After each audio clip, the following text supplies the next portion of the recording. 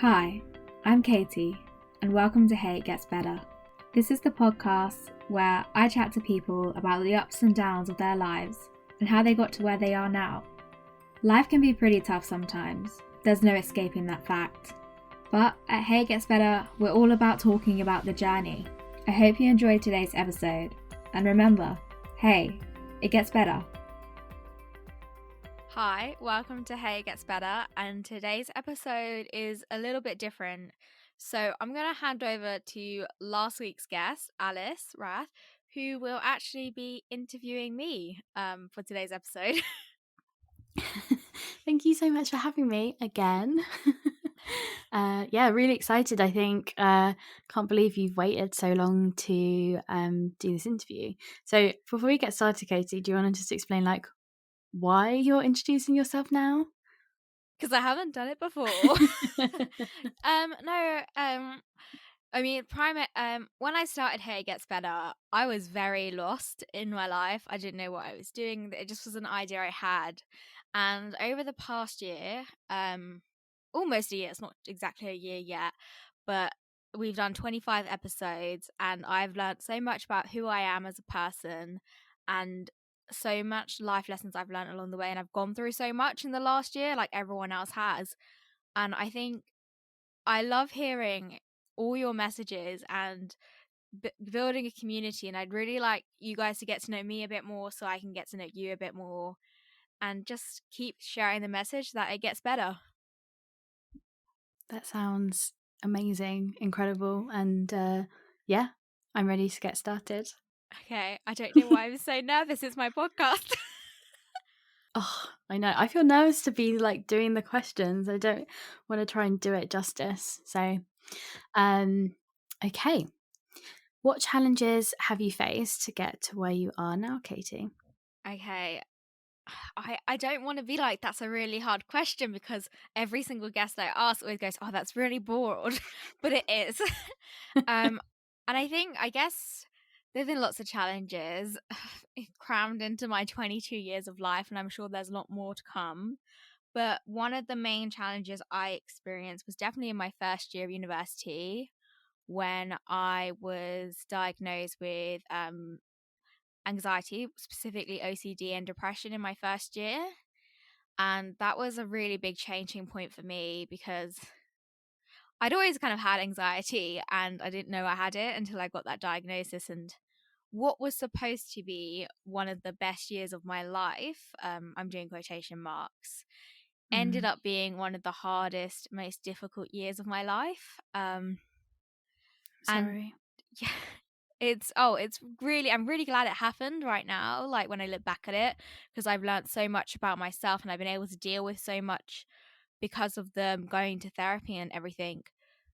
But that was a really hard time, especially during university. You often see people like posting on Snapchat, like from your sixth form, and no, not even Snapchat, he's Instagram.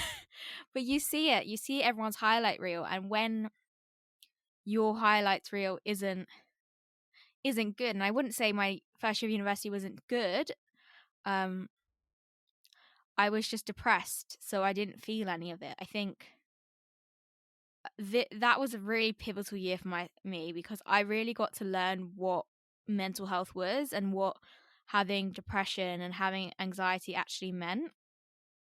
Okay, so that's a huge challenge. Yeah, I really didn't make that easy for you to break down, but kind of before going to university, I never really understood mental health. I was very much like, I just kind of got on with life. Yeah. And it took kind of going to university and having that year where I just didn't feel anything. And I should have been having a great year, like on paper. Like I had a great university I had a boyfriend, I had lovely friends, I had like amazing things happening. I was doing great at uni, like in terms of grades. And I was so unhappy. And I could not put my finger on why I was so unhappy, because it was supposed to be the best time of my life.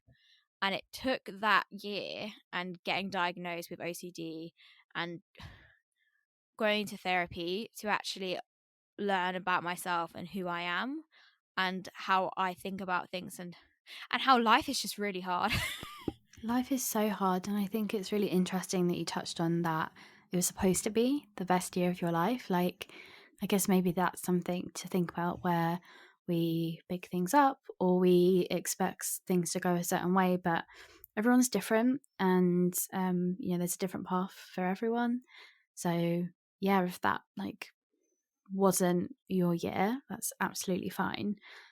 How did you cope with the rest of uni? Were you able to kind of get the right support that you needed? Did you struggle sort of after your first year? Yeah, so my first year was the major kind of diagnosis. I think the first term I kept it all in, and uh it was awful. The first person I told was my boyfriend, who just like was so supportive, and then also like telling friends and being open about it. Because once I got through that through the kind of first hurdle, I was really glad I got a diagnosis, because I just thought there was something wrong with me, and there wasn't anything wrong with me. I just have OCD, and I was getting intrusive thoughts, really bad intrusive thoughts, and I was so confused all the time, and I just didn't understand what was going on. So I, got help from my GP. I put on antidepressants. I had my friends who I told, who supported me, and a lot, and CBT. I went to this wasn't on through the university, by the way, because university mental health waiting lists can be ridiculously long. I did it with a kind of outside practice in Nottingham. It was like it was by a shopping center as well, like a shopping industrial bit as well. So I used to go after my therapy and have some retail therapy, Amazing. which was and that was kind of how I got through it. And then in the second year I kind of opened up to my tutors, and I was like, look, and I actually got things like extensions on deadlines, leniency a bit, because I would be late to seminars and things, because I had to always go back and check my door was locked, even if it was locked. And I was late for things, and it was literally just, if I was stressed, that intrusive thought would come in my head all the time and like repeat itself over and over again. So being open and getting the right support at uni was really helpful. And I think as well, like just being open about it and having conversations. When you keep these things bottled up, it's really, really hard to deal with it on your own. But having told people and stuff, it's amazing. And it was always scary telling friends that I'd met at uni. I was always really scared to tell them that I had OCD and I had depression. And so some of them, like, I didn't tell straight away. Well, actually didn't tell any of them straight away, but then I started to tell them as I stopped kind of going drinking a lot. And everyone's reaction was just like, are you okay? And like, how can I help? And I think I'd become really preoccupied with like, how are people going to react? That I forgot that at the end of the day, these are my friends for a reason. They're lovely, amazing people, and I love them to bits. And that their reactions just proved that, like, they're amazing people, and that's why I'm friends with them. That's so true. Like, I think it's really a good reminder that obviously if they don't react in a supportive way, some of that may be down to lack of education. So, but even if they don't say the right things, they need to be sort of open and always have your best interests at heart. So, I mean, that's obviously amazing, and it's so great that you've kind of been able to have that supportive network around you. So obviously uni was really tough for you, but look at where you are now. You are really smashing it. So if we can kind of just talk through like how you went from uni to where you are now, and have you faced any challenges since you've left uni? Yeah, of course. So I graduated in the pandemic. I'm a 2020 graduate, still waiting for my cap and gown Oh photo. no. I'm gonna get it in 2022, I think. And so this kind of comes up to like when Hey It Gets Better started, and I had thought of the idea in my final year of uni, and as anyone who's kind of in their final year knows, it's quite stressful. So I I'd done the background work for Hey Gets Better. I'd spoke to a few guests and never made contacts and things like that. And then I graduated uni and I released Hey Gets Better. I got a job at PR agency, and I thought, this is it. I've made it on top of the world. I ended up losing that job. And it was great. It was a great job. It was a lovely team.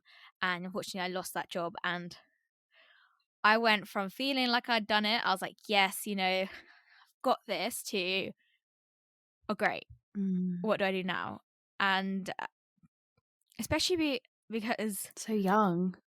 yeah, I did feel a bit cheated. I was like, I worked really hard. I work hard.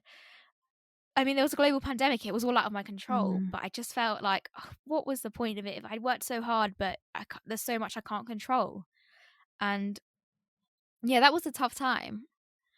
But God, sounds awful, but obviously now you're able to look back, and it's obviously happened for a reason. But that happening at the start of your career is like horrific. I think that can really see you're incredibly resilient, but I think that would be a challenge for anyone in their confidence and their ability, in their work ethic, because like you said, you work so hard, it's not fair. So yeah, like thanks. I mean, they were literally such a lovely company, and I met loads of amazing people there, but and it just didn't work out. But the thing is, I say, like, I think I'd lost the job, and the next week I was already telling people I was freelancing, because I went into panic mode. I looked at my bank account and I was like, I need to earn some money. And that was kind of how I fell into freelancing, was I just took the gamble. I'd done Hey It Gets Better, and some of my amazing past guests have gone on now to become some wonderful clients of mine. And making the decision to go freelance was scary. I don't know. I don't know what, like, I just did it. And I just haven't looked back. And it was really scary at that time, because I was completely making it up as I was going along. I had people asking me, like, oh, what are you doing? And in all honesty, I did not want to fill out another job application. I right. couldn't deal with that mentally. I just thought, I'm just going to freelance. And the way it happened is, like, work just kept coming, and connections that I'd built kept kind of helping me out, that I got to where I am now, which is really good. Like, I'm fully booked. I mean, I'm working a lot, but I'm also, like, gaining so much experience and developing myself a lot. Like, I've got like 5 bosses basically and 5 mentors through my clients that are teaching me everything every single day. And it just kind of like one of the challenges, this is like another challenge, is going against the traditional career path, or just making a decision that people around you might not necessarily understand. Like, that's always a really tough one. I mean, really tough. I think most people don't really plan to go freelance. And it's obviously, I know we talked about before around how it's not really talked about in sort of education systems. So I think it's great that you kind of sort of took that leap. I think maybe it was a half push, but Yeah. yeah, you've really been able to grow, and you've worked so hard during the pandemic. So like everything that's been thrown your way, you've just basically taken it and completely pivoted the narrative. You're doing amazing. Thank you. I think as well, it's worth to say, like, I have made many mistakes along the way.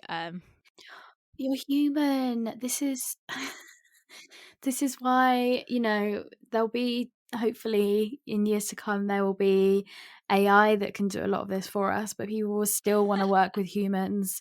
And they'll prioritize that for our humanity, which means as a result, there's going to be mistakes. So yeah, I would just say learn from them.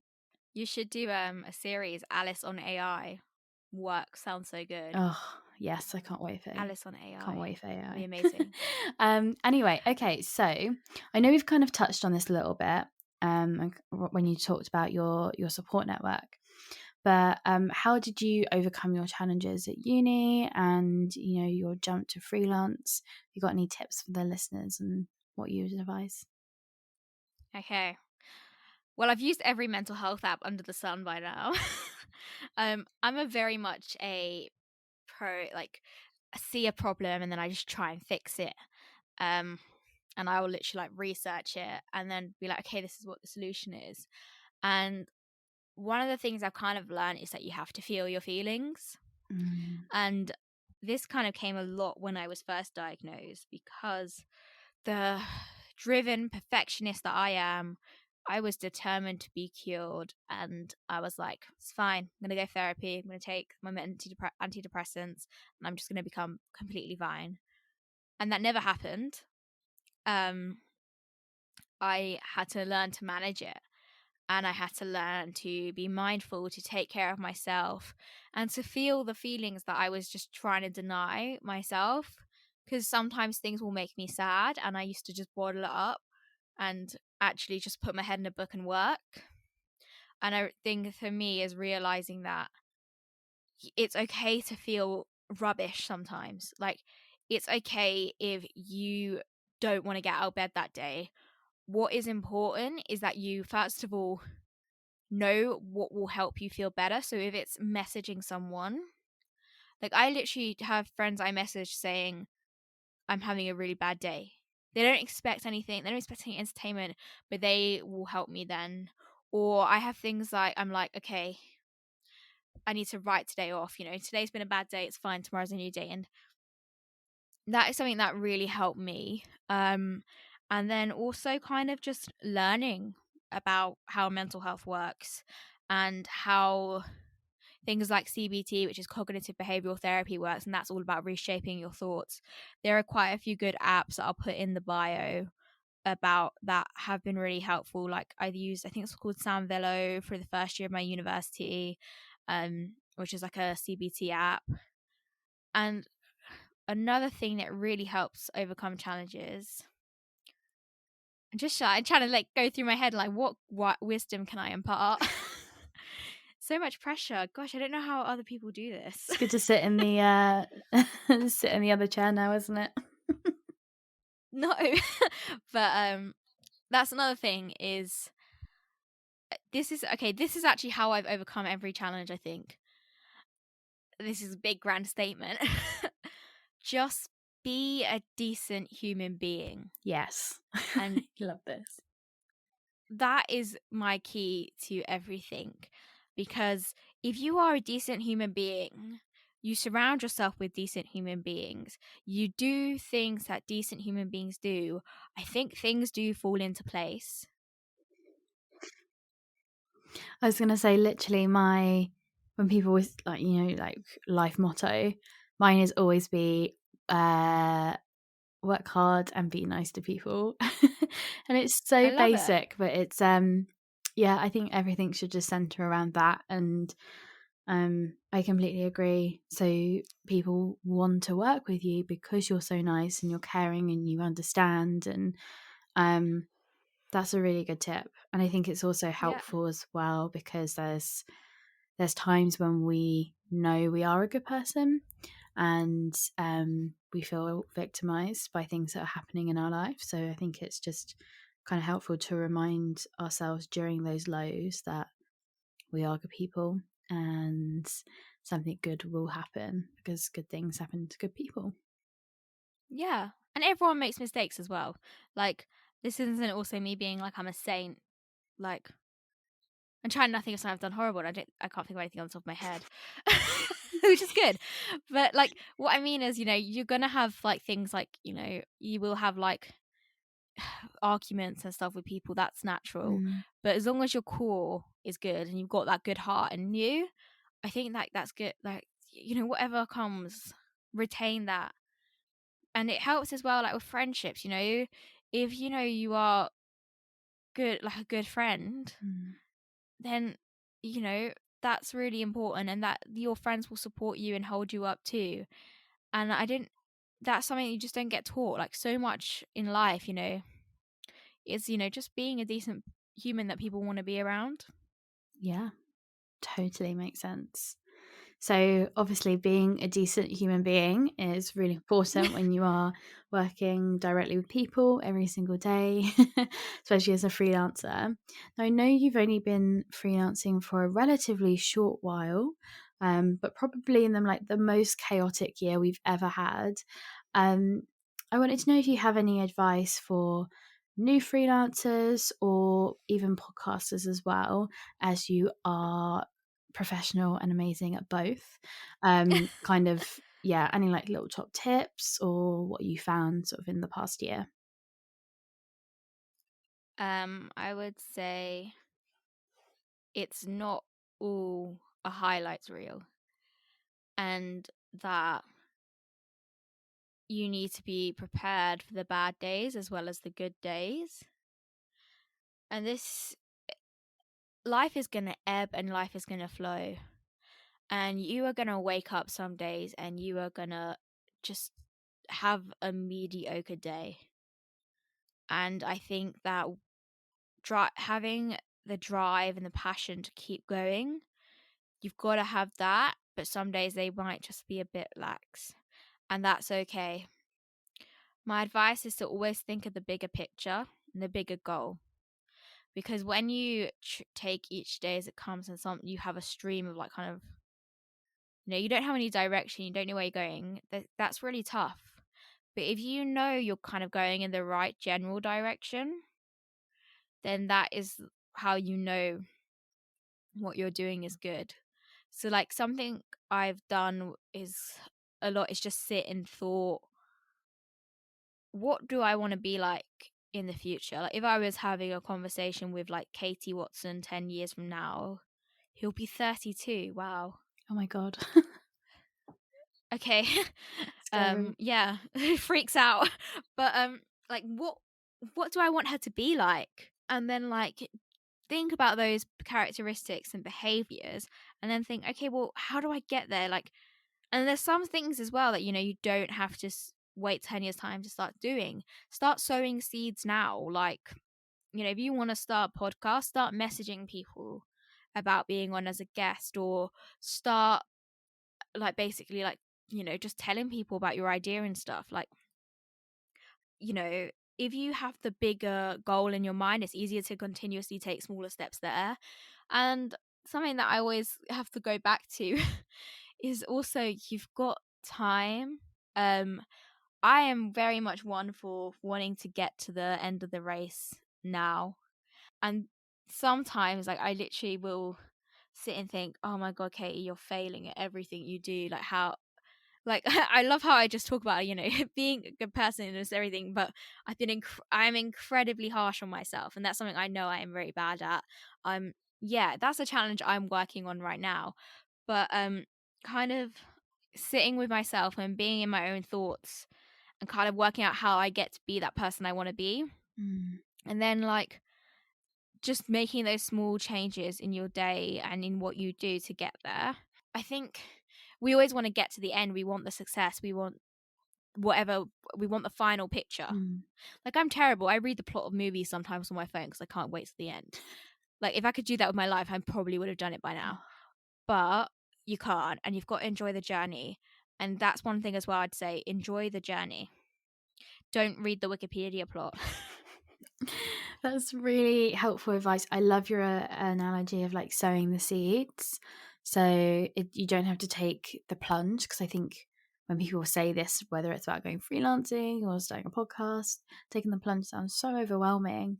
But if you think about it, if you break it down and think, okay, it's sowing seeds, and I've just got 20 seeds to sow, message a guest, watch a YouTube video on how to set up a podcast, or speak to an accountant. Like it seems a lot more like it just seems easier to tackle in comparison Yeah. to taking the plunge. That sounds overwhelming. And it's kind of like not putting all your eggs in one basket as well. I've Mm. got like 50 seeds planted in my garden. I'm not going to tell you what they all are because some are probably not going to come to fruition. But it just gives me more choices. I think as we get older, we worry that our choices are being taken away from us Mm. because it's like you commit to a degree, you commit to a job, but really they don't have to be. Like you know, who says you have to do this the rest of your life? Who says that, you know, you have to be in this field?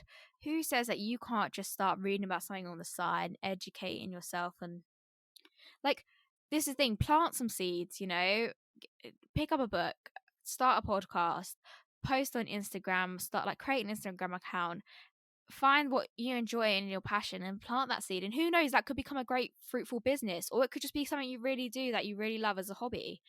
Yeah, definitely. You know, there's people that go to university in their 60s. Like, why not? Like, you can do anything you set your mind to. I know that's so cringe, but I think that's so true.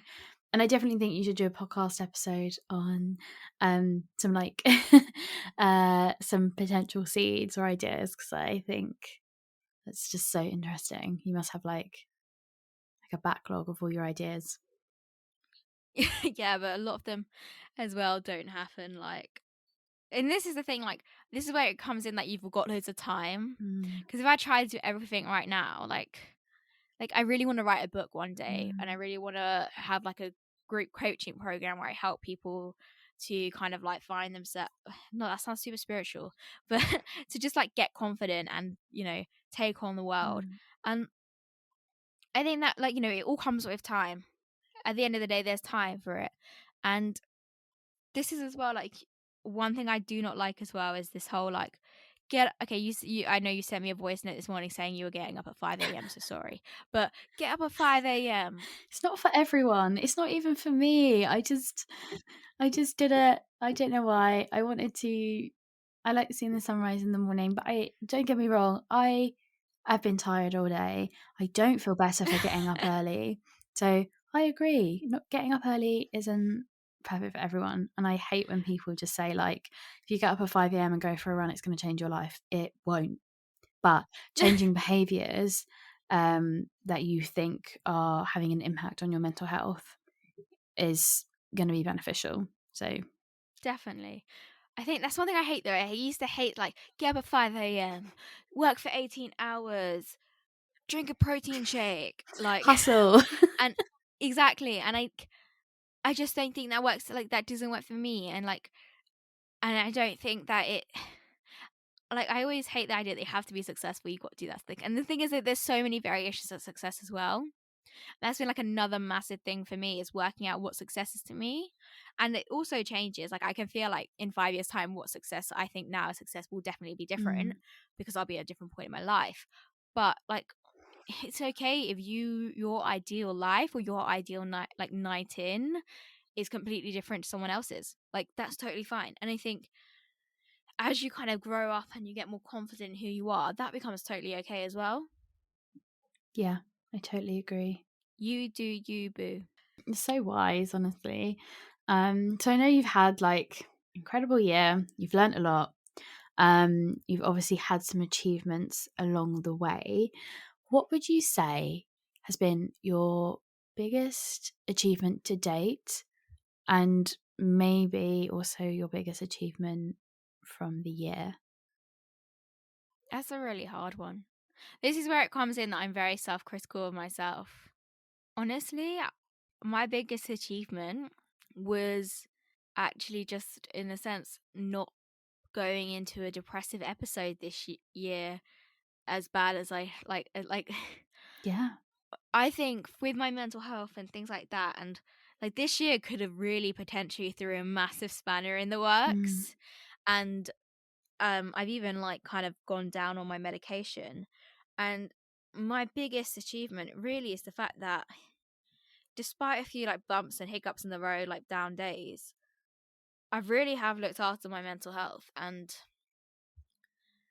that for me is something that I just is an achievement, because it's something that I know that I'm always scared of sacrificing it. I'm always scared of that, going back to that time where I just didn't feel anything. And having to go through a global pandemic, to not actually be able to see any of my support system in person, to then like having really kind of bad stuff happen, to actually come out the other side, and come out the other side with, you know, friends. I've met some amazing people, including yourself, as a freelancer. And I've met like some of my amazing colleagues and everything.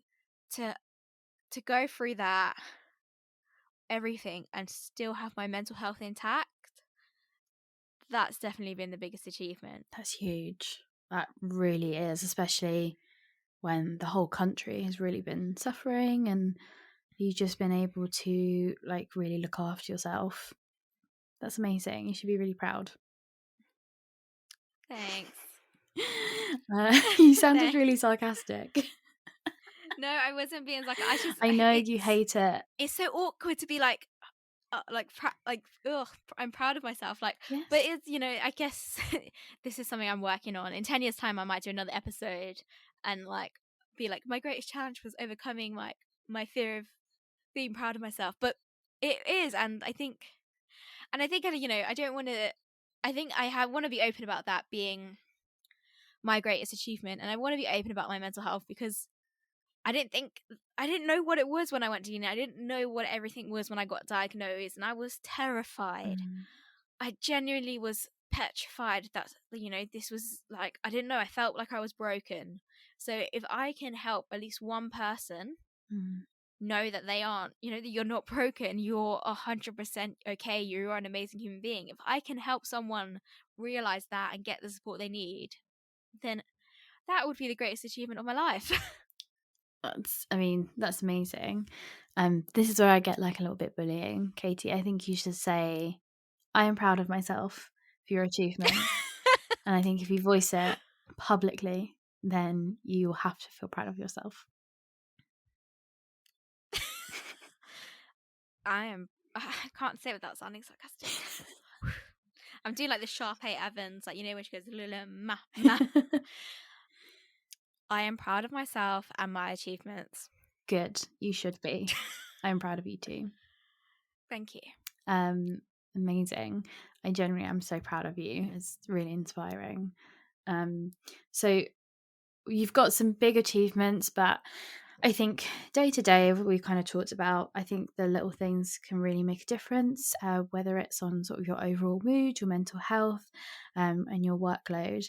How have you been able to like celebrate the little wins? And like, have you got any things that you would suggest for the listeners to celebrate as well? Tell people, like, get friends that are your cheerleaders and be like, what have you done this week? And like, really like hype each other up, because that's the best. I love that feeling when everyone in the group's like, yeah, this is great, and it's just like, we are acing it, and that's amazing. Like, I love celebrating other people's wins with them as well.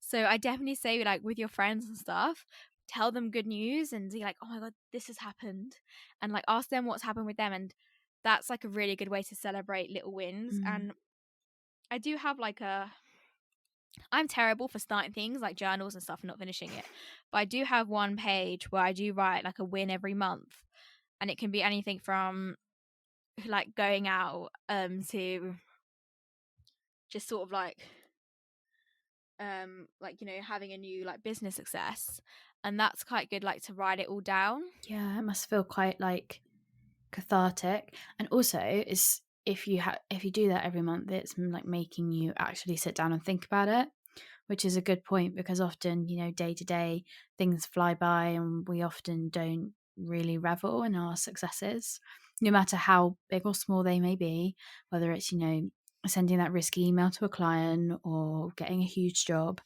Like, we just need to make sure that we're celebrating, and then if you sit down and you write that down, then you're like, oh, this is actually what I did. That's a lot. And like, one thing I did, which I kind of do now, but I don't actually write it down. This is the thing also, you don't need to write everything down for it to count, just like mentally do it. Is like when I was doing cognitive behavioral therapy in my first year, one of the things I did would be like, to kind of, with the anxiety, would be to like say, okay, I'm going to go out. And like, so for me, I was really bad about drinking alcohol and going places and stuff. So I would put in like how scared I am of something's going to happen. Like, I rate it like 1 to 10. And then I would put, what am I worried about? And I just write it down. Then I would go and do the thing, which, it's like going out with friends. Like, it's like something I wasn't sort of like, but I was really anxious about stuff. And then I'd come back and like, okay, how bad was it? It actually wasn't that bad. And that, I mean, it's exposure therapy in that sense, but like doing that kind of with things you're afraid of, like that's a win each month. So do something that you kind of are scared of, and then, you know, doing that is actually a massive win, like, because it's kind of developing who you are as a person. And also, you know, you find your own boundaries and where you're comfortable as well. I love that idea. I think we did something similar. When I did CBT, I had to write down everything that made me anxious during the day. And then before I went to bed, I looked over it, and it was like, I would say 99% of the stuff was really like minuscule. Like my friend Corin borrowed my ruler in history and didn't give it back to me. And then that gave me anxiety. And then I was like, oh, that's so small. So it's like really good at framing your your like perception of things. I'm a massive believer in CBT. I think part of me is lazy, so I don't do it as much as I should do it, because of, like, I don't write down, but I do sit and I think about it a lot. So like when I think, what am I worried about, I will literally sit and I think, okay, does this need to be actioned now? Like, what's the worst thing that can happen? And half the time it isn't that bad. Totally agree. So if we're going to move on to our last question, which is my favorite one. For someone who doesn't feel like things are getting better, what would you say to them? What I'd say is, you don't know the end of the story. And you might think you even know what ending you want right now, but it could be the ending's completely different. You should look at, you know, what you've got around you. What do you enjoy doing? What brings you happiness? Who are your supporters in your life? And keep all that stuff close to you. And like when you start to feel down, fall back on that. When you have a down day, you know, retreat to, like, I love reading. I literally read like a massive book last night just in one sitting because I needed it. Do that. Do what makes you feel good, and dream big, and then take small steps to get there. And eventually you will get there. And there's so many amazing things in this world that you have the opportunity to discover. So, you know, you might not be in the situation you want to be in right now. You might not feel empowered to just, you know, do what you want to do and live the life you want to live. But I promise you, start taking those small steps to get there, and hold close what you love and what makes you happy. And it does get better. I mean, I named a whole podcast series after it. It's got to get better, because otherwise, what have I been talking about for the past 25 episodes? Thank you for listening to today's episode. I hope you found it helpful. I really appreciate all the support I get for Hey It Gets Better. It would be amazing if you could subscribe to our channel wherever you listen to your podcast. If you want some more content, then you can always follow us on Instagram at Hey It Gets Better. And for more stories of inspiration and resources to help you get through life, visit our website, heyitgetsbetter.com. I hope you have a wonderful week, and remember, hey, it gets better.